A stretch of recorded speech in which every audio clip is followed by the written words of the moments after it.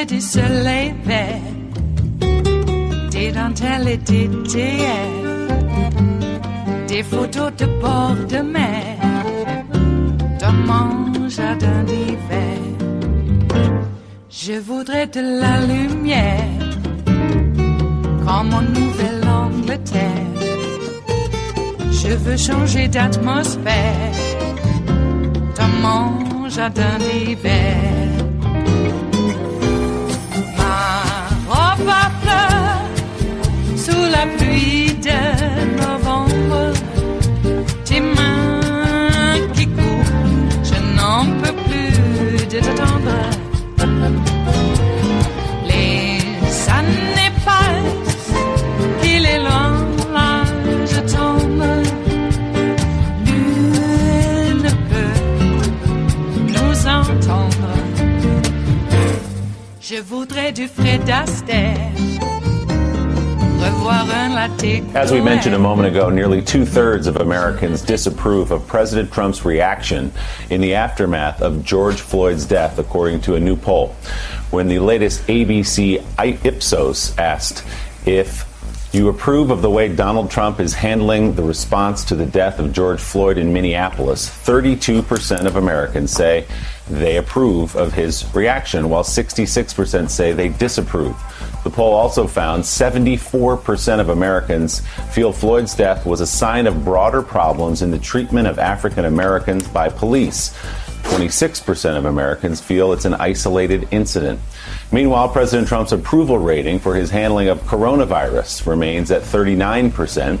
60% of Americans disapprove of the president's handling of the response to the virus. Joe, you've got two numbers in the 30s right now on the two biggest questions in American society right now. First, the coronavirus, which is still very much with us, has been overshadowed, of course, for the last couple of weeks by the protests and demonstrations after the death of George Floyd, and George Floyd's death and this movement in this country where only 32% of Americans believe Donald Trump is doing a good job. Well, and you look at the numbers. I talked to Gene before. Things are changing dramatically, not just politically, but also societally, in our society. Look at these numbers. In 2014, I talked about it before, 60% of white people thought that Ferguson and the Eric Garner incident were isolated ones. Now, 70% of white Americans believe it is a systemic problem. It's a systemic problem with policing in black communities. And yet, you look at the number right now in this incredible crisis that we find ourselves in, and yes, 32% of Americans support the way the president's handling it. 66% disapprove. And if you dig into the numbers, another serious problem for the president and for a campaign that was expecting to get 15-20% of the black vote, which would have been much higher than any Republican candidate has ever gotten in the past. 90% of black Americans are opposed to the way the president is handling this crisis. So again, with this many Americans opposing the White House's approach, you would think now would be a time for the president to change his approach towards these protesters and try to find common ground. This is not working politically. Caddy, you look at these numbers, especially as it pertains to the handling of this crisis, and there is no doubt that Monday, and then I need to go to Jonathan Meir after you, because obviously Jonathan will have some reporting inside the White House. But Monday was a disaster for the president, politically, militarily, and in just about every other way, it seems. Yeah, I mean, these numbers suggest that Americans actually don't like the sight of innocent protesters being beaten up by police, and they don't like the sight of the military being used in heavy force on the streets of Washington against Americans. And all of the things that President Trump thought of in that kind of gut reaction he has of, oh my God, I've been portrayed as weak, so I better be super strong, actually don't look like strength to most people. That, you know, the scene of going across and holding the Bible with phalanxes of police as protesters have been tear gassed, that has resonated. Americans have seen that, and they don't seem to think that it's strong. And all of the president's gut instincts there, that kind of those personal traits that he always falls back on of, well, I'm being seen as weak, so now I have to be strong, don't actually seem to be playing very well for him at the moment. They don't seem to be working for him, according to these ABC poll numbers. And so, Jonathan, is there a next move for the White House? Are there any members inside the president's inner staff that might suggest to him that perhaps a less confrontational approach that started with him saying when there's looting, there's shooting, and calling the protesters thugs and talking about law and order? Is there anybody that can go to him and say, Mr. President, this is not working? Let's try reaching out, seeing how if that will do better, because we've lost America on this issue.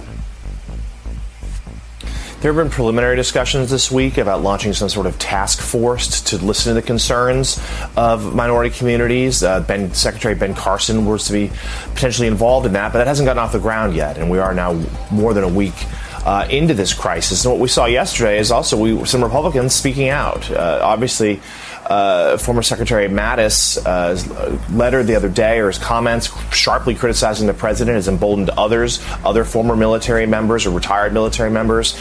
We saw Senator Murkowski from Alaska speak out yesterday. The president, of course, hit back on Twitter almost immediately. And Joe, your point about the African American voter is spot on. This campaign thought they could do well, maybe historically well, for Republicans with black voters by touting, strong economy and the criminal justice reform and a few other measures the White House has done. They wanted to win some of those voters, but also if they could show that they were working towards helping that community, that might suppress the enthusiasm among black voters to vote against him, to kind of hold those numbers down. If he was able to argue there's not that much of a difference between what a Trump administration would look like and a Biden administration would look like for black voters, and of course it's a signal to white voters, particularly white suburban voters, that look, the president is trying to help minority communities. But those plans are all more or less out the window right now, and they reckon they're scrambling here, and they're not sure if they're going to be able to repair that damage. That polling is so devastating. And the other poll, as a final point, about his handling of the coronavirus pandemic. The president, for weeks now, as we well know, has been trying to change the subject, trying to get the pandemic off the front page because he knew it was really hurting him politically. He tried a number of different tactics. None of them worked. Finally, this death and these protests have done exactly that. The problem, though, and we've reported today, the White House is growing deeply concerned that these protests are the very thing they're going to ignite the pandemic again. And they have restarted some of the coronavirus task force. Dr. Birx is the point person on this to monitor these cases that could stem from these protests we're seeing across the country. But of course, it will be weeks before we know their effects. So yes, these are largely young people. Many of them are wearing masks and they're outside. That may reduce the risk of transmission. But they're also potentially bringing, even as an asymptomatic carrier, bringing that home and potentially infecting their family members, and we won't know those results for weeks. It is Friday, the 5th of June of 2020, and you are in West Coast Cookbook and Speakeasy. I am your chef de cuisine, Justice Putnam. Gunner, the English Bulldog, is our snoozing sous chef, and our daily special is Blue Moon Spirits Fridays, because we are all Nighthawks in the Diner of Life. Well, folks, grab a French 77, sip, don't gulp. But you're going to need it because this is going to be another one of those weekends. It's already been another one of those weeks, except worse. Bill Barr apparently has all the power and the legal authority to send in secret police to crack heads across towns and cities across America. So John Mitchell, this guy. And while we're at it, why don't we take every single one of this Vichy collaborating cabinet, along with Trump, and how about his kids too, frog march them to Leavenworth to serve out their sentence. And while they're serving their sentence, I hope that we can sign on once again to the Geneva Convention and the World Court, so when their sentence is completed here, they can be frog-marched to The Hague to stand trial for crimes against humanity. Yeah, we better start practicing law and order, Donnie. Yeah, law and order. You're the epitome of law and order, you mobbed-up Russian money launderer. Screw you. And screw your Vichy cabinet, too. Bill Barr, you think you have a Praetorian Guard of little green men you can just send anywhere? Do you have any idea what America will do to you? You have roused the sleeping giant, the terrible slumbering giant.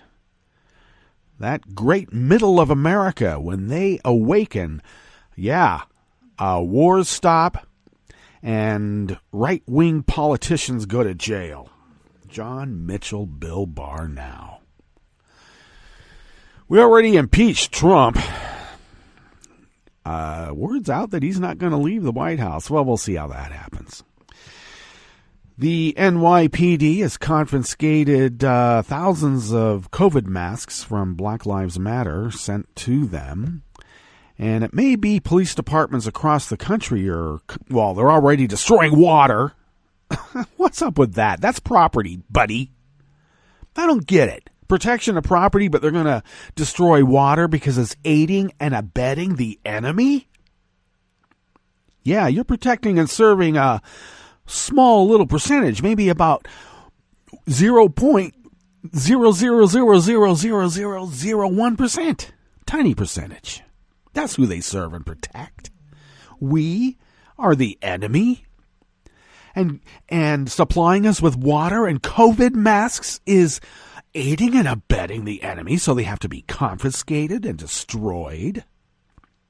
Well, how about we confiscate a few of, how about all of the police military gear? How about their fusion centers? Let's confiscate that. But most importantly, confiscate their implied immunity to prosecution.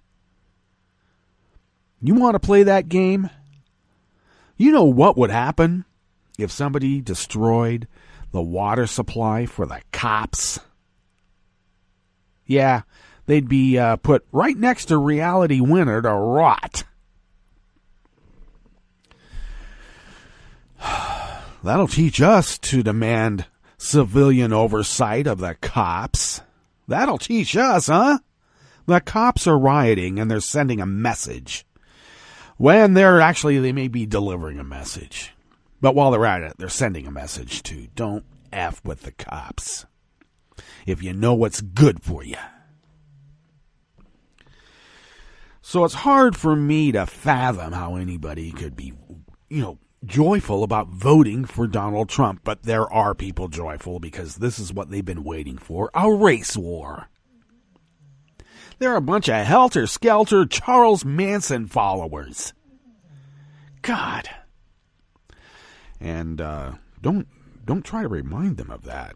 Yeah, they might try to La Bianca. Yeah, La Bianca. Yeah, I can get it out. I'm serious. They want to write pig in your blood on your wall. And blame it on the hippies. Blame it on the blacks. So, we have a jobs report that came out.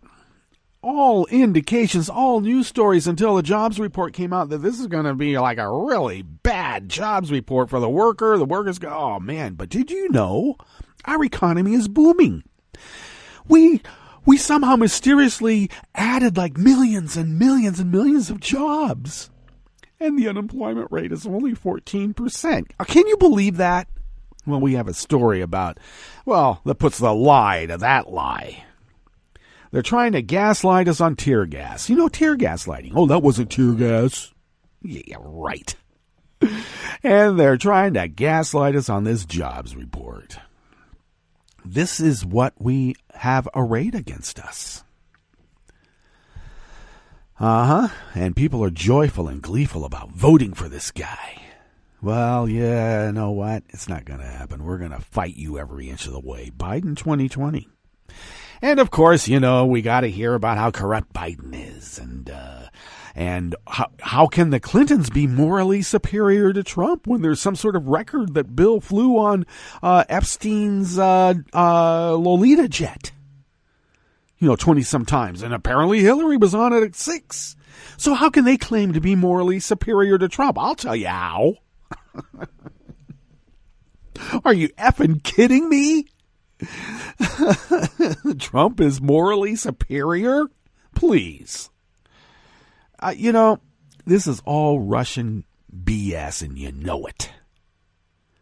Stop with this stupid Biden is more corrupt than Trump. The Clintons, because, they're Democrats, and, the Clinton Global Initiative did so well feeding people around the world, especially kids, getting vaccines out in the world, especially for kids, and tackling worldwide HIV. So how could anyone claim they're morally superior to Trump after that? When Trump had his organization disbanded and they can't run a charity now because they're fraudsters. Morally superior? There's a question about who is morally superior to Trump, and you want to bring up some sort of weird dirt about Epstein? Let's not forget, that's Bill Barr's prison system that Epstein died in. Epstein was a co-author with Bill Barr's dad on some salacious, weird sex science fiction novels. Or would that be science fiction sex novels? Yeah. Bill Barr's dad was known as Chester the Molester at the school he taught at and ran. And now Epstein's dead and you're going to blame it on the Clintons? When a jobs report came out and said we're at 14% unemployment, please. When we see tear gas fired and pepper balls fired at people and then the press secretary lies and said that never happened, we're down a long and dark road.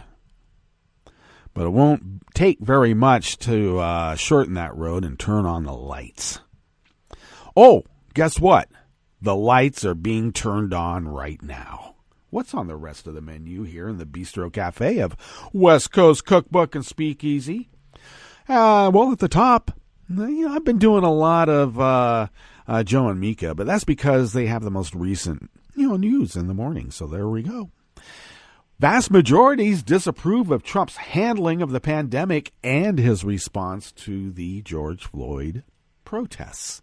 But I think there's going to be some report that comes out and says that the exact opposite. People love the way he's doing it, just like the jobs report. On the rest of the menu, Portland, Oregon is kicking out all the cops in all of the city's schools, and they're not the only ones that are doing that across the country. The ACLU filed suit against the Trump administration for forcibly removing protesters for his Bible photo op. And with the jobs report cooked by the Labor Department, in the real world, J.C. Penney is closing 154 stores. And somehow we added jobs. Somehow. After the break, we move to the chef's table, where coronavirus is spreading fast among Brazil's indigenous tribes, with a 5-fold jump in deaths in just the last month. And the GAVI Vaccines Alliance raised $8.8 billion with a B for immunization plans through 2025 for poor countries. No wonder Trump wants to get rid of the WHO. All that and more on West Coast Cookbook and Speakeasy. Bon appetit.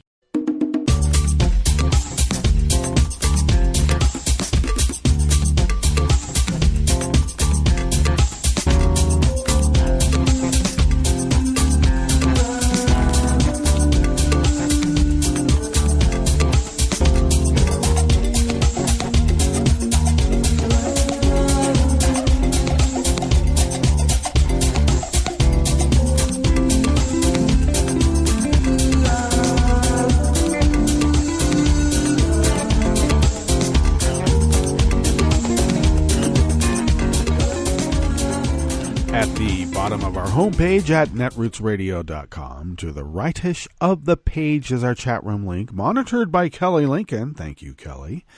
To the leftish of the chat room link, at the bottom of our homepage at netrootsradio.com is the link to our Patreon page. And if you could become a recurring Patreon of Netroots Radio, it really helps us pay our bills. Though Tom and others have told you that though the bulk of how we run this powerhouse of resistance comes out of our own wallets, we would be unable to do this without you. And your generosity over almost 10 years, yes, almost 10 years of continuous 24/7, 365 resistance radio broadcasting, your generosity has allowed us to continue doing that and continues to allow us to do that continually into the future. Thank you for that. If you would like to follow Netroots Radio on Twitter, do so at Netroots Radio. Tom takes care of that platform. Thank you, Tom.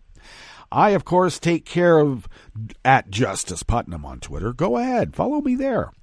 And I'll tell you why, because I post the show notes and links diary on Daily Co's about 10 minutes before showtime, and then get that posted up on social media, and Twitter is one of those.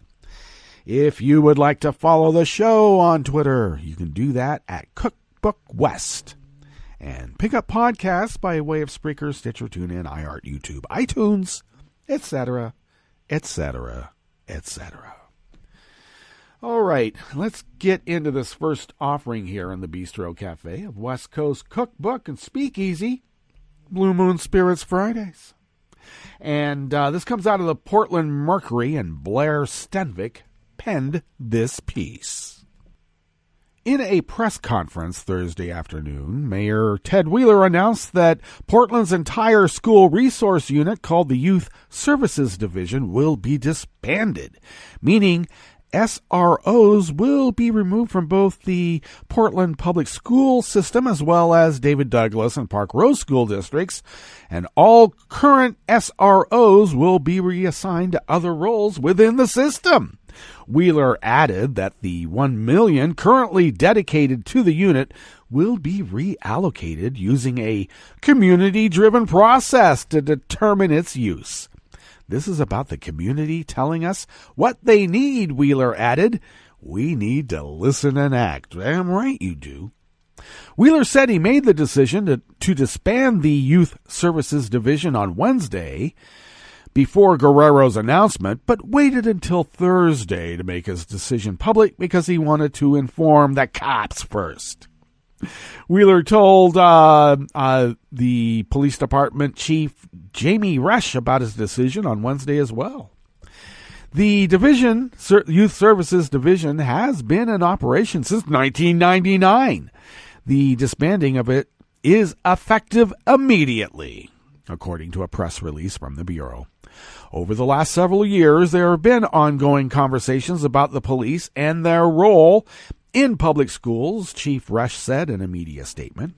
Some members of the community have expressed their concerns and desires for an alternative option to having police assigned to the schools. You know, remember, maybe you don't remember, I do.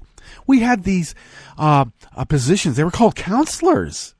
And you went to the counselor office and they helped you get your classes, the requisite classes you needed to get into college if you were on a college track. And if you were on a vocation track, they helped you get those classes. And you could talk to them about any number of things. And they didn't wear a badge. They didn't carry a gun. But they did have a degree in an educational subject. They did.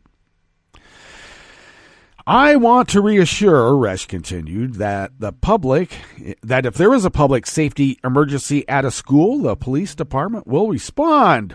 We just will not have dedicated resources specifically assigned to the schools. Well, good.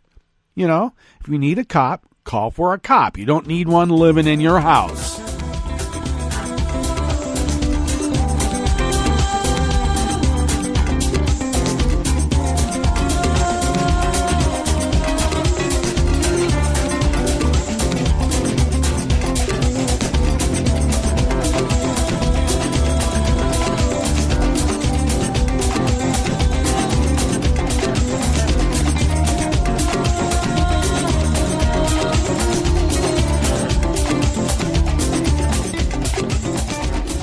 Michael Balsamo of the Associated Press brings us this next offering here in the Bistro Cafe of West Coast Cookbook and Speakeasy Blue Moon Spirits Fridays.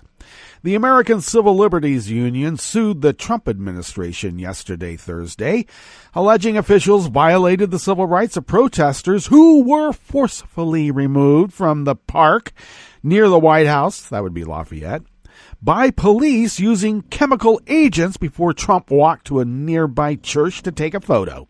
The lawsuit, filed in federal court in Washington, comes as Attorney General William Barr defended the decision to forcefully remove the peaceful protesters, saying it was necessary to protect officers and federal property. The suit argues that Trump, Barr, and other officials unlawfully conspired to violate the protesters' rights when clearing Lafayette Park on Monday.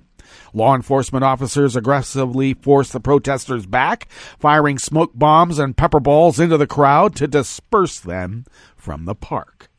The lawsuit was filed on behalf of the group Black Lives Matter DC and individual protesters who were present. It is filed by the ACLU of D.C., Washington Lawyers Committee for Civil Rights and Urban Affairs, the Lawyers Committee for Civil Rights Under Law, and the law firm of Arnold and Porter. Barr said he had met with other law enforcement officials earlier Monday and decided they needed to extend a security perimeter around the White House because they're a bunch of snowflake fascists. This is the People's House, you idiot. I know the People's House is supposed to be Congress, but hey, the White House is still our house too. Our house, not yours. He expected the perimeter to be moved in the early afternoon, but when he arrived in the evening, shortly before Trump was set to speak at a news conference, he learned it wasn't done and ordered law enforcement officials to take action because we, the American people, are the enemy of the people. After the crowd was dispersed, Trump, followed by an entourage of his most senior aides, including Barr, along with Secret Service agents and reporters, walked over to St. John's Church, the landmark pale yellow building where every president, including Trump, has prayed. I would say that I would take issue with that, because did he really pray? I want to know. And it had been damaged Sunday night in a protest fire. But Barr said Trump, as the nation's chief executive, had every right to do so and claimed it wasn't political. I don't necessarily view that as a political act. I think it was entirely appropriate for him to do. Well, of course you do. You thought it was entirely appropriate for him to conspire with Vladimir Putin to take over America, and you wrote an op-ed about it as your audition letter to get hired in the first place. So please, do we really need to hear Barr's assessment about what is legal and what is not? This guy is Torquemando with a secret police force. This guy is the Gestapo. Come on. Barr wasn't a political act. It was completely political. He meant to send a message. And the message he sent for not just America, but for the world to see, is that he, Donald Trump, along with his Vichy collaborating cabinet, and that includes Bill Barr, have awakened the terrible sleeping giant.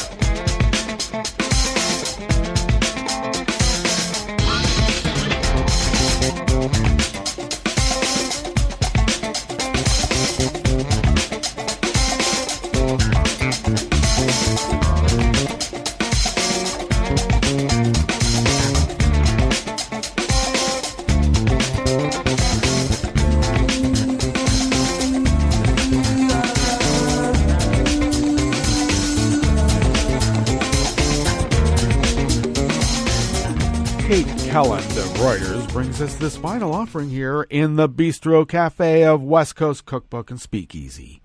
The GAVI Vaccines Alliance said yesterday, Thursday, it had raised $8.8 billion, that's with a B, from international donor governments, companies, and philanthropic foundations to fund its immunization programs through 2025. At a funding summit in London, GAVI said the pledges had exceeded its $7.4 billion and would help immunize 300 million more children in the world's poorest countries against diseases like measles, polio, and diphtheria, which, of course, Trump doesn't want them to have. The Vaccines Alliance also said it had raised $567 million towards an initial goal of $2 billion from international donors for an advanced market commitment to buy future COVID-19 vaccines for poor countries. The deal would help secure enough COVID-19 vaccine doses when the shots have been developed for poor countries to immunize healthcare workers and those at high risk. It said, as well as creating a buffer of doses for use when needed. GAVI, the World Health Organization, and the UN Children's Fund, UNICEF, have warned that 80 million children under the age of 1 are at risk of disease due to disruptions to vital immunization programs because of the COVID-19 pandemic. And Britain, which hosted the summit, was among the largest donor to GAVI's core $8.8 billion, pledging the equivalent of $416 million U.S. per year over the next 5 years. Other top donors included the Bill and Melinda Gates Foundation, which gave $1.6 billion for the period up to 2025, and the governments of Norway, Germany, and the United States. To beat the COVID-19 pandemic, the world needs more than breakthrough science. It needs breakthrough generosity. And that's what we're seeing today as leaders across the public and private sectors are stepping up to support GAVI. Bill Gates, chair of the philanthropic Gates Foundation, told the summit. He added that when COVID-19 vaccines are ready, the funding would ensure people all over the world can access them. GAVI said the 8 of the government donors were countries making their first pledge ever to the Vaccines Alliance. These were Bhutan, Burkina Faso, Cameroon, Finland, Greece, New Zealand, Portugal, and Uganda. GAVI is a public-private partnership backed by the Bill and Melinda Gates Foundation, the World Health Organization, the World Bank, UNICEF, and others, which arranges bulk buys to reduce vaccine costs for poor countries. In other words, doing good work, which obviously is bad work when you're a fascist authoritarian and you want poor people, especially those of color, to just die. That brings us to our break. And when we get back from that break, we will go through weather from around the world, and we will finish up with the stories that we've curated for you today. You are listening to West Coast Cookbook and Speakeasy, and we will be right back. You are listening to netrootsradio.com. Please hang up and try again.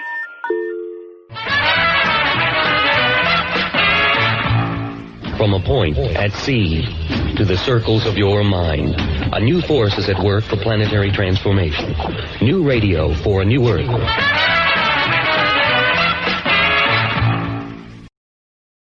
This is Take Two Movie Review. I'm Clinton Johnston. This week, Chain will keep us together. After the crash of 2008, a pseudonymous computer math person published a solution to a believed to be unsolvable problem. How do you maintain the integrity of transactions in a decentralized commercial system? How do you know who has spent what without some central thing keeping track like, say, a bank? His or her solution was a transaction registration protocol wherein a transaction records its own occurrence while also containing the history of its preceding transactions. Each of these blocks of data would be verified by preceding blocks in the chain. Therefore, in order to mess with this transaction data, you'd have to target every single block in the chain, a task so impractical as to be virtually impossible. So, with this blockchain protocol or process, you could keep track of what you spent in a verified way with no central organization. This development allowed people to make their own virtual currencies or cryptocurrencies, like Bitcoin.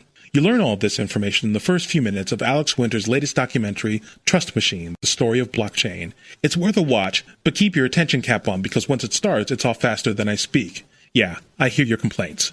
Trust Machine moves via a series of interviews backboned by quiet narration by Rosario Dawson. It's snazzy without being slick, and if it has a weakness, it's not in its filmmaking, but in the limitations of its subject matter. Blockchain, Bitcoin, and other cryptocurrencies are so new, we've yet to see their full effect. So all Winter can say is they could revolutionize individual commerce, could revolutionize national finance, could revolutionize how artists get funded. Meanwhile, a whole lot of middlemen look to be cut out of the financial processes that they've been leeching off of for generations. What I really want to see is Trust Machine 2, the blockchain documentary that Alex Winter makes 15 years from now.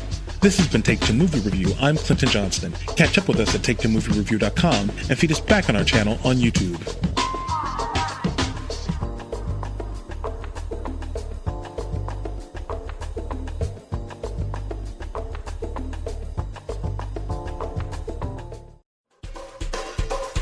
This is Scientific American's 60-Second Science.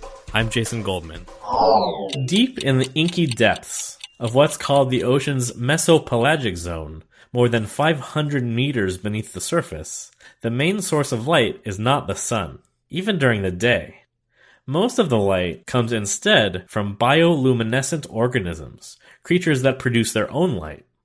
It's in these dark depths that southern elephant seals love to feast on squids and fish. So initially we wanted to know how elephant seals find their prey in the dark. Pauline Goulet from the University of St. Andrews Sea Mammal Research Unit. Thanks to data logging technology, researchers have a fairly good handle on how far elephant seals travel to feed and how long and how deep they dive. But nobody really knew how they find their prey in the darkness. Do they track the lights, or is something else going on? So we built a sensor that could pick up flashes produced by animals that were being hunted by the elephant seals, because we thought that elephant seals might be looking for that light to catch a snack. But it turned out that the fish actually used their bioluminescence to disorient seals after the seals began their attack. The thing is, it seemed that the flashing prey were harder to catch than the non-flashing prey, which we found out by looking at the duration of the chase, which was longer for flashing prey. The fish flash was always emitted just after the seal launched an attack, making it a defensive, reactive maneuver to distract the seals. But at least one seal learned to turn that liability into a hunting strategy. This seal, which appeared to be a master in catching this flashing prey, because each time you tried to catch a prey, first it would do this little head movement that was probably mechanically sensed by the prey. Then it would induce the prey to flash because the prey reacts to this approaching predator. The seal would twitch her head, see where the light came from, and only then start the chase.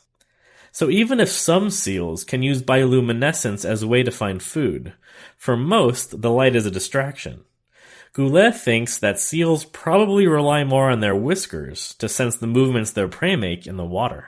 Yeah, it's just a step forward into understanding what's happening in this depth, in this ecosystem that we don't really know much about, especially in the Southern Ocean. Thanks for listening. For Scientific American's 60-Second Science, I'm Jason Goldman. This program is presented by the Centers for Disease Control and Prevention. For an expectant mother, taking care of her developing baby means taking good care of herself. One way she can do this is by ensuring she gets vaccinated. If a woman is or might be pregnant during flu season, it's especially important to get her annual flu shot, preferably before the end of October. In addition, women should be vaccinated against whooping cough during the third trimester of each pregnancy. Failure to get vaccinated places both mother and baby at increased risk for serious complications of these infections, including hospitalization and even death. If you're pregnant or planning to get pregnant, ask your healthcare provider when you should get your vaccines. Thank you for joining us on A Minute of Health with CDC. For the most accurate health information, visit cdc.gov or call 1-800-CDC-INFO. This program is presented by the Centers for Disease Control and Prevention.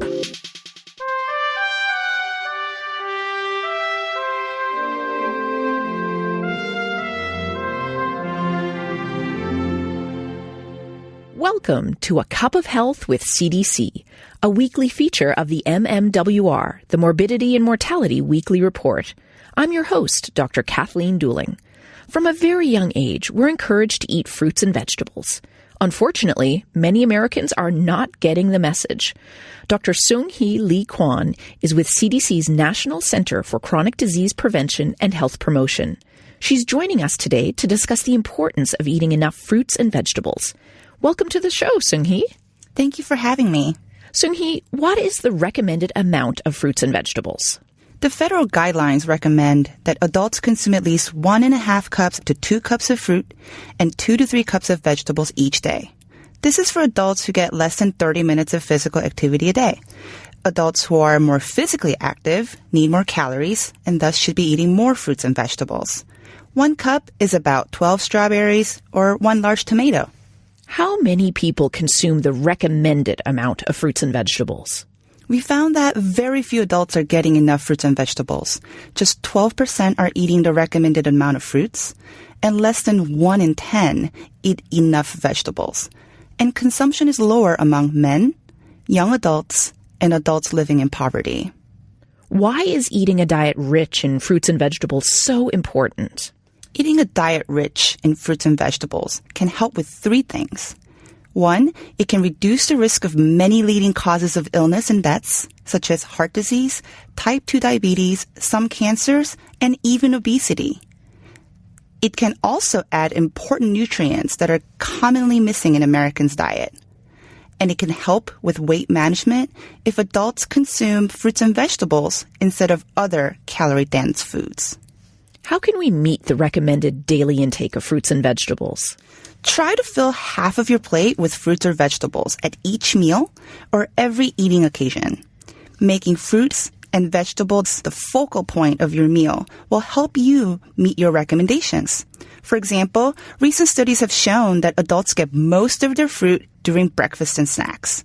So you can try adding berries to your morning oatmeal or grab a piece of fresh fruit as an afternoon snack. For vegetables, most adults eat them at dinner, so try adding more into your lunch by adding a side salad or packing a snack of baby carrots or grape tomatoes. Are canned or frozen products just as good as fresh? All forms of fruits and vegetables count towards meeting the recommendations.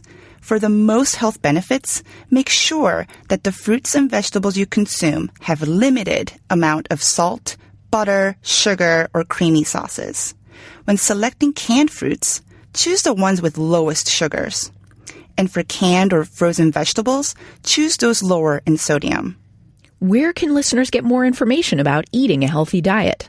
Listeners can go to cdc.gov/nutrition or choosemyplate.gov. Thanks, Seung-Hee. I've been talking today with Seung-Hee Lee Kwan about the importance of eating a healthy diet. Eating a diet rich in fruits and vegetables can help reduce the risk of many leading causes of illness and death and add important nutrients to your diet. Make sure you're eating enough. Until next time, be well. This is Dr. Kathleen Dooling for A Cup of Health with CDC. For the most accurate health information, visit cdc.gov or call 1-800-CDC-INFO. Hi, I'm Tom Hartman, and since you're listening to netrootsradio.com, show your progressive side and go to the donate button on the bottom of the homepage. It's progressives like you who power Netroots Radio and keep the progressive message beaming everywhere 24 hours a day. Just go to our donate button at the bottom of netrootsradio.com. Thank you for keeping progressive radio at full power.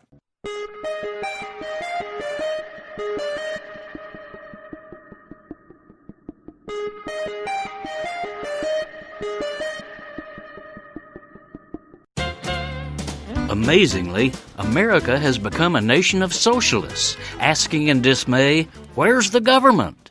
These are not born-again Bernie Sanders activists, but everyday people of all political stripes, including previously apolitical multitudes who are now clamoring for big government intervention in their lives. Nothing like a spreading coronavirus pandemic to bring home the need that all of us have, both as individuals and as a society, for an adequately funded, fully functioning, competent government capable of serving all. Instead, in our moment of critical national need, Trump's government has been a rickety medicine show run by a small-minded flim-flammer peddling laissez-fairyland snake oil. We have it totally under control, Trump pompously declared after the first U.S. case was confirmed in January. For weeks, as the pandemic spread out of control, he did nothing. An increasingly anxious public found that they couldn't even get reliable test kits from Trump's hollowed-out government health agencies. Still, he shrugged off all concern and responsibility. By April, in theory, he said, when it gets a little warmer, it miraculously goes away. Not exactly a can-do Rooseveltian response to a national crisis.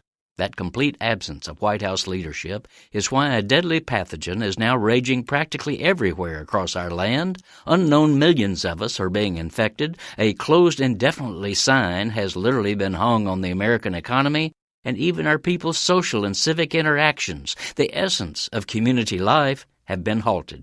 This is Jim Hightower saying, right-wing politico Grover Norquist once said he wanted a government so small I can drag it into the bathroom and drown it in the bathtub. Trump has shown us what such a small-minded government looks like and what it costs us. I'm Rick Smith, and this is Labor History in 2. On this day in labor history, the year was 1947. That was the day that Secretary of State George Marshall delivered a speech at Harvard University.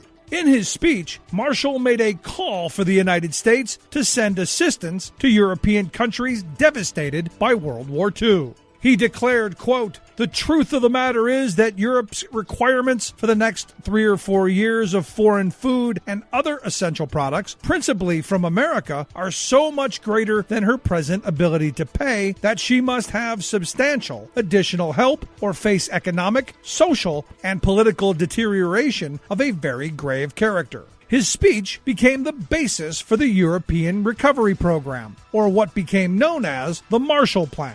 The goal of the plan was to boost the morale of the Europeans, while strengthening trade ties between the U.S. and Europe. There was great fear among leaders in the United States that economic instability would cause European countries to turn towards communism. Through the Marshall Plan, the United States sent aid in the form of grants, loans, and technical assistance. Much of the money went to purchase food and manufactured goods produced in the United States and sent to Europe. This demand helped to keep the American economy booming. In all, more than $13 billion in aid was sent to 16 European countries. Some European labor unions objected to American intervention in Europe as part of the plan. This caused contention between different European labor organizations. As some unions affiliated more closely with the communists, others aligned themselves with the West. The Cold War had taken its toll on labor solidarity. Labor History in 2 brought to you by the Illinois Labor History Society and The Rick Smith Show. For more information, go to laborhistoryin2.com.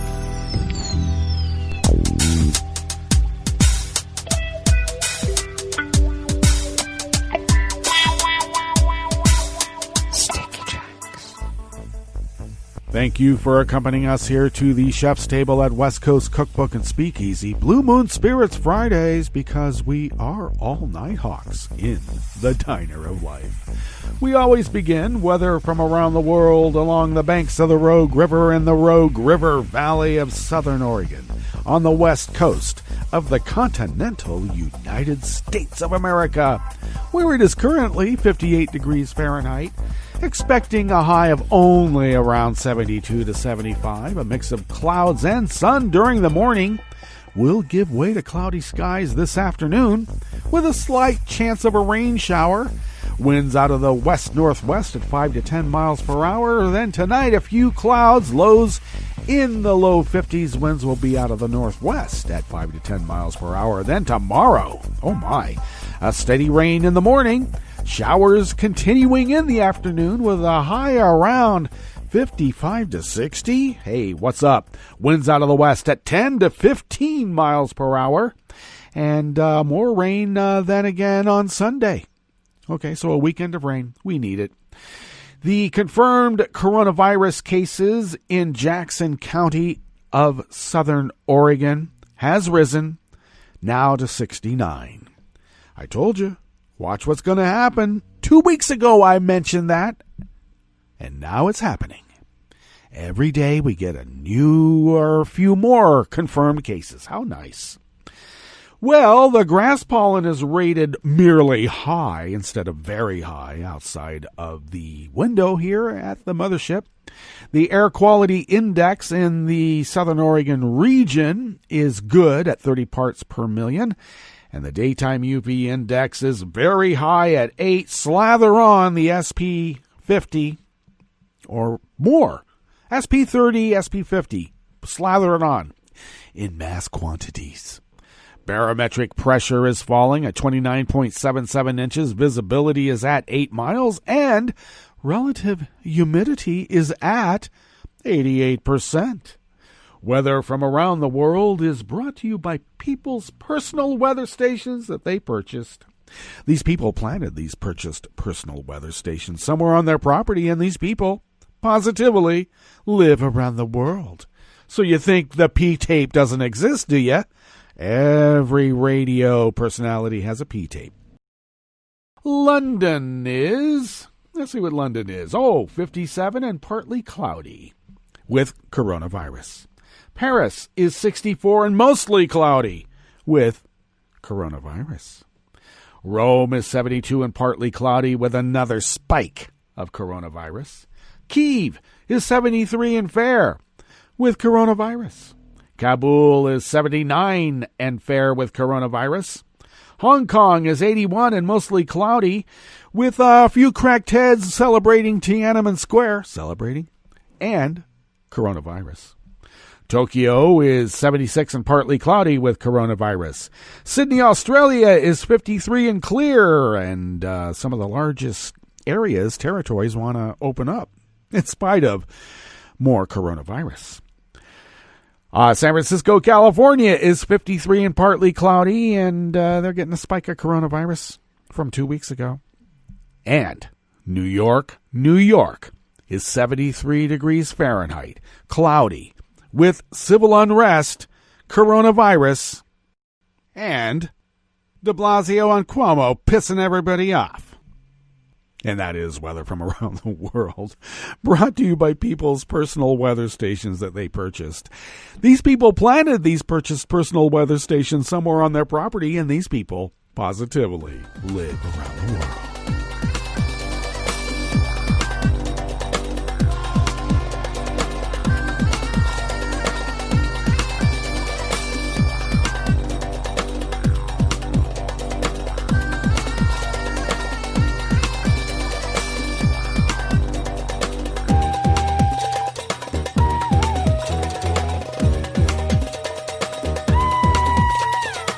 Anthony Bodel and Stephen Eisenhammer of Reuters bring us this first amuse-bouche here at the chef's table at West Coast Cookbook and Speakeasy.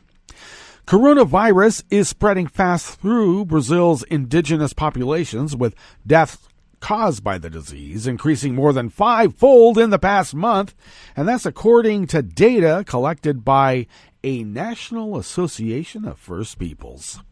Many epidemiologists had hoped remote locations might protect the tribes, but the virus, which first took hold in Brazil's cosmopolitan state capitals of Sao Paulo and Rio de Janeiro, is increasingly devastating these far-flung communities where basic health care is often precarious.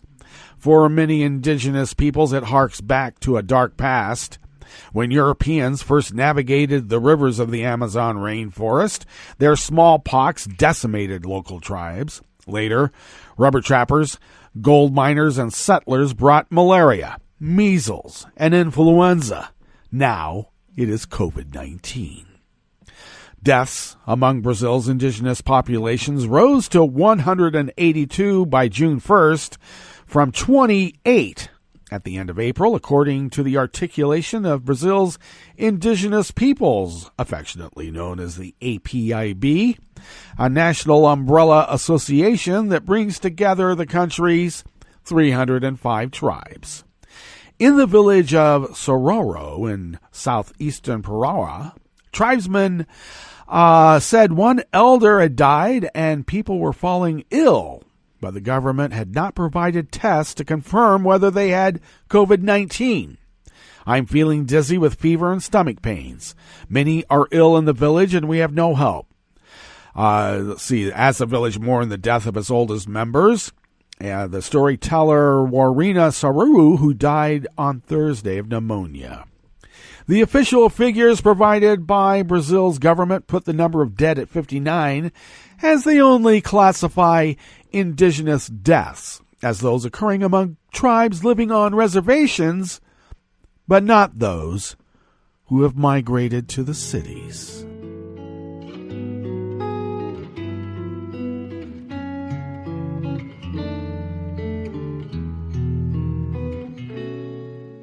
Je te donne ce mon amour pour la vie entière. La promesse de me trouver à tes genoux. Aussitôt que tu m'appelles, rester toujours fidèle. C'est tout, c'est tout. Je te donne tous mes printemps, mes étés de mer. Mes automnes, quand les feuilles tombent partout. Si ce n'est pas une bonne affaire, je te donne tous mes hivers. Well, of course, I skipped to an amuse-bouche when I finished up the offerings in the Bistro Cafe. So we gave the GAVI vaccine report a bit early.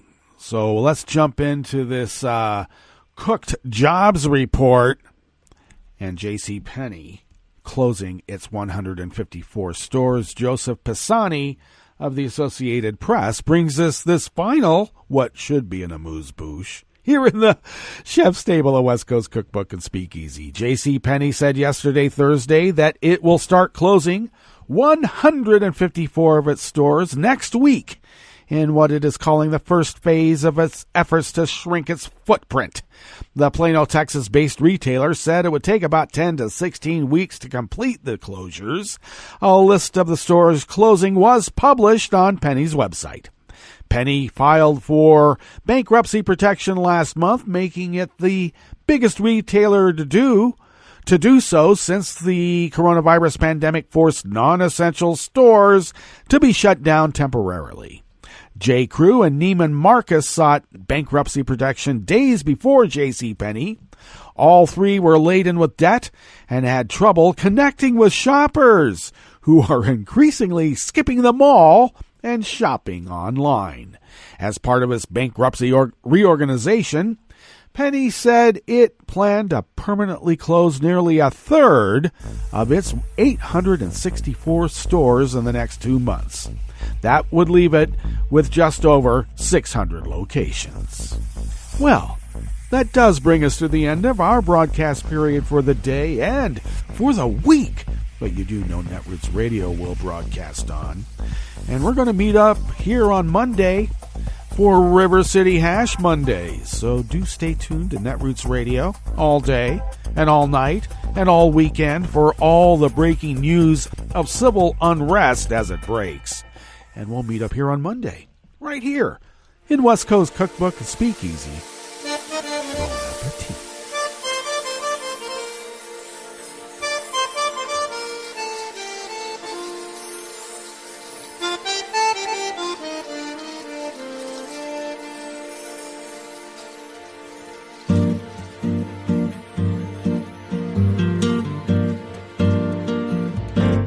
Je voudrais du soleil vert, des dentelles et des théâtres, des photos de bord de mer, dans mon jardin d'hiver. Je voudrais de la lumière, comme en Nouvelle-Angleterre, Je veux changer d'atmosphère dans mon jardin d'hiver. Ma robe à fleurs sous la pluie de novembre. Tes mains qui courent, je n'en peux plus de t'attendre. Les années passent, il est loin, là je tombe. Nul ne peut nous entendre. Je voudrais du Fred Astaire, revoir un latte Goer. Je voudrais toujours te plaire dans mon jardin d'hiver. Je veux déjeuner par terre comme au long de golfe clair, t'embrasser les yeux ouverts dans mon jardin d'hiver. Ma robe à fleurs sous la pluie de novembre. Tes mains qui courent, je n'en peux plus de t'attendre. Les années passent, il est loin, là je tombe. Nul ne peut nous entendre. Ba-da-da-dum-di-da-dum. Ba-da-da-dum-di-da-dum. Ba-da-da-dum-di-da-dum. Dans mon jardin d'hiver. Ba-da-da-dum-di-da-dum. Ba-da-da-dum-di-da-dum. Ba-da-da-dum-di-da-dum. Dans mon jardin d'hiver. Dans mon jardin d'hiver. Dans mon jardin d'hiver.